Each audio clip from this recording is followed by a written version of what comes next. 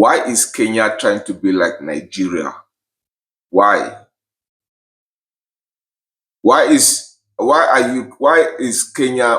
Kenyan politicians trying to turn Kenya to Nigeria? Why are you copying Nigeria? I don't understand why.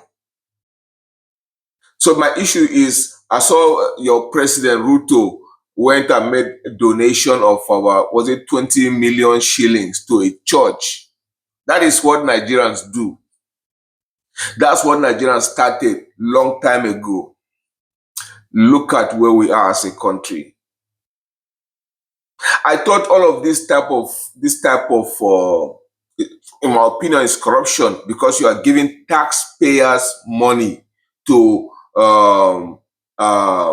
church is considered as a charity organization, but you are giving church taxpayers money to a church. I don't know if they pay churches pay taxes in Kenya, but in Nigeria, churches don't pay taxes. And I believe in Kenya, churches don't pay taxes. Why on earth will you give 20 million shillings to a church as donation, and even promise to give another 100 million of taxpayers' money? This is what they use. This is what politicians started in the 80s. Not really much in the 80s, in the 90s, and the 2000s was the worst in Nigeria, where you see politicians go to church to make donations. In Nigeria, politicians and whoever is in government, they try to build mosque here, mosque there. What type of nonsense is that? Because all of those things is the way of controlling the people. I know Kenyans to be very independent people who have their own opinion, who can express themselves, who can demand better from your government. That's what has drawn me to Kenya and Kenyans. Okay, but this trajectory that you guys are trying to copy Nigeria. At first, I know there was a little bit of corruption in Kenya here and there, but I didn't know that even your police, your traffic police, stand in the road to collect money from is it Boda Boda or all of these bosses? I've seen the videos. This is what Nigerian police does. Nigerian police, it's even worse in Nigeria. Nigeria, they use the whole, they stand in the road with guns.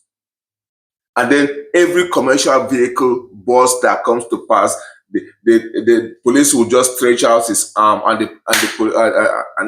the driver will put deposit money there. It's been going there since I was a kid. It's been happening in Nigeria up to today. Nothing has changed. I see that Kenya is copying Nigeria. Look, Kenyans, I'm trying to. It's frustrating to me. You know, I'm trying to be Kenyan. I'm trying to draw myself to Kenya. These are the things. Kenya is a disciplined society. This is the thing. This is what Nigeria used to be in the past. We are no longer a disciplined society. Individual Nigerians can be disciplined, okay? But the society itself in general is not disciplined. That's why I'm gravitating towards Kenya. And now things that happen in Nigeria that the government instituted to control the people, the things that the government turns a blind eye to, I see it happening in Kenya. I trust Kenyans.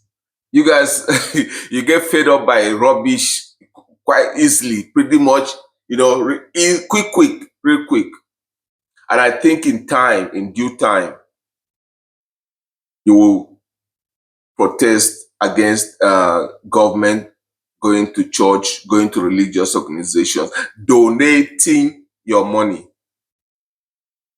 It has destroyed Nigeria. Nigerians can't even speak. Religious Nigerians cannot even speak, cannot even protest. When I say religious Nigerians, not just Christians or Muslims, there are more Muslims in Nigeria than Christians. So when it comes to their connivance with government to destroy Nigeria, equally the Christians and the Muslims, they equally connive to turn a blind eye when the government does not perform. Why? Because the government and the religious leaders are like this, pastors are like this. How come in Nigeria, if you go to an event, if a government organized event, before they start, somebody will give a prayer, in a Christian will give a prayer, and a Muslim will give a prayer. Yet we are the poverty capital of the world. We don't focus on things. They use religion to control people, to control Nigerians. Guys, you will notice lately I've been really talking about religion in my videos because I've seen the damage it has done to Nigerians. Okay, they use as a tool of controlling the people. It's a tool to control Nigerians, and Nigerians fall for it. I'm not saying there is no God. God is present, okay? But in Nigeria, Nigerian pastors have weaponized God. They have weaponized religion. And Nigerians are too afraid to speak.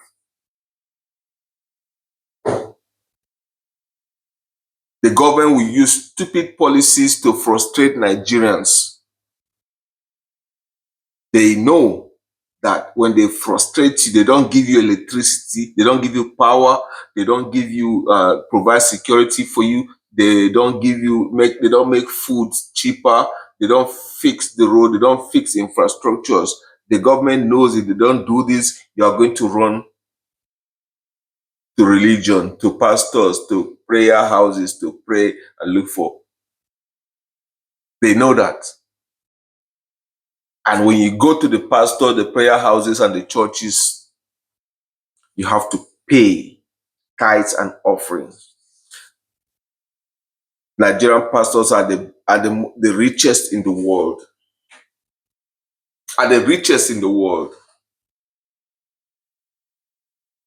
They live larger than life.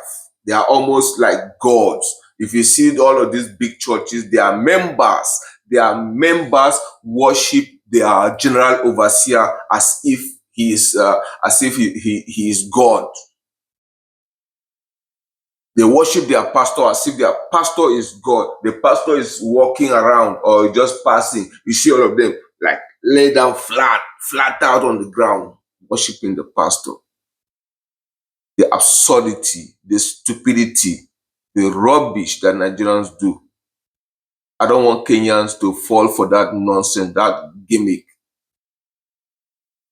Because the Nigerian politicians use religion to soften Nigerians. Nigerians cannot protest. Nigerians cannot demand. Okay? I keep talking about currencies lately. Okay? If you have, is it 50,000 or 85,000 Kenyan shillings? That is a million naira in Nigeria. Okay? So the minimum wage in Kenya, I don't know how much it is. If you know, please let me know on the comment. But I have an idea. I think it's about 15 to 25,000 shillings. That's the minimum wage. 15 to 25,000 shillings monthly. 15 to 25,000 shillings in Nigeria is about maybe 60 to 70,000 naira. Nigerian minimum wage is still at about 30,000 naira, which is 7,000 shillings. Oh my God. Oh my God. You see, Nigerians cannot fight back. because the government has bribed the government and religious leaders have come together to put fear into Nigerians. We cannot do anything. Why is Kenya allowing that? Your president goes to church to make donation. I thought even one of the things that the Gen Z, one of the agitation last year during the Gen Z protests in Kenya, one of the complaints I heard so much was about politicians going to churches to make a speech, political speech in the church. Uh, you know, they don't learn. It seems your president does not learn. It seems William Ruto does not learn. It's like Nigerian president. Nigerian president, if you talk to him here, he does. I don't think he hears. There's something. There's like a wedge inside his ear. He does not hear. Please, Kenyans, do me a favor. Don't become Nigeria. Don't let politicians turn your country into Nigeria. Don't let politicians. I watch videos every day of Kenyan content creators that go about either in the streets, go to various cities, Kiambu, Machakos, just around, just show. Even Nairobi, all over Nairobi, all those adjoining cities near Nairobi. I like it. It's decent. People are organized. There's no fight in the streets. I've seen bus stops in Kenya organized.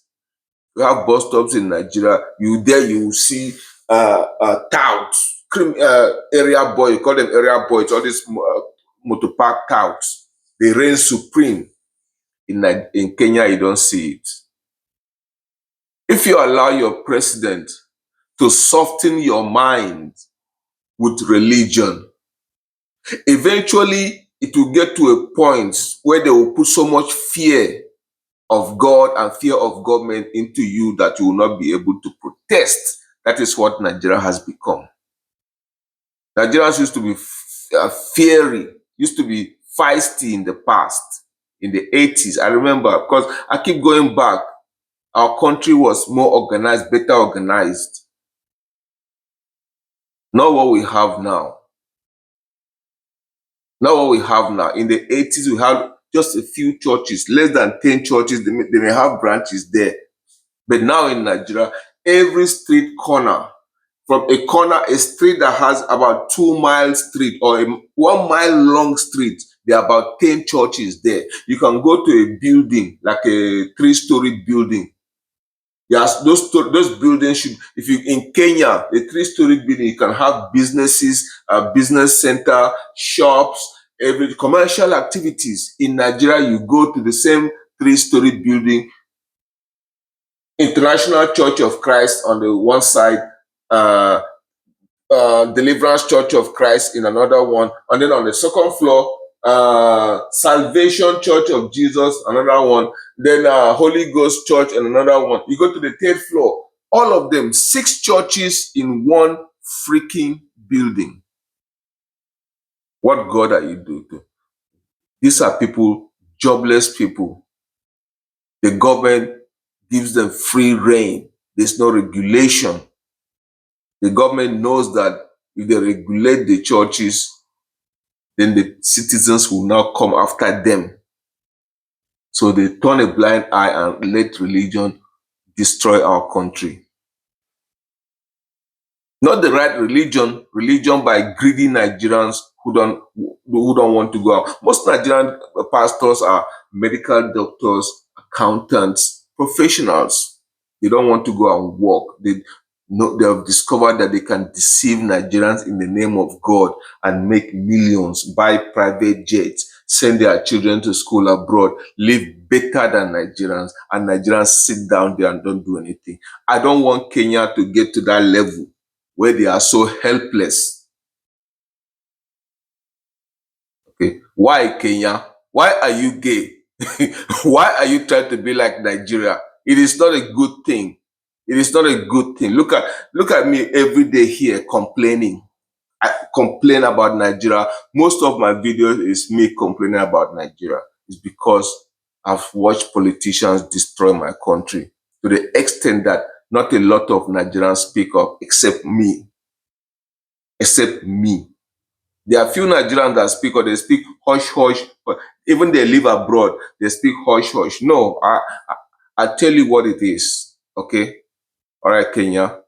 Don't be like Nigeria, please. Don't be like Nigeria.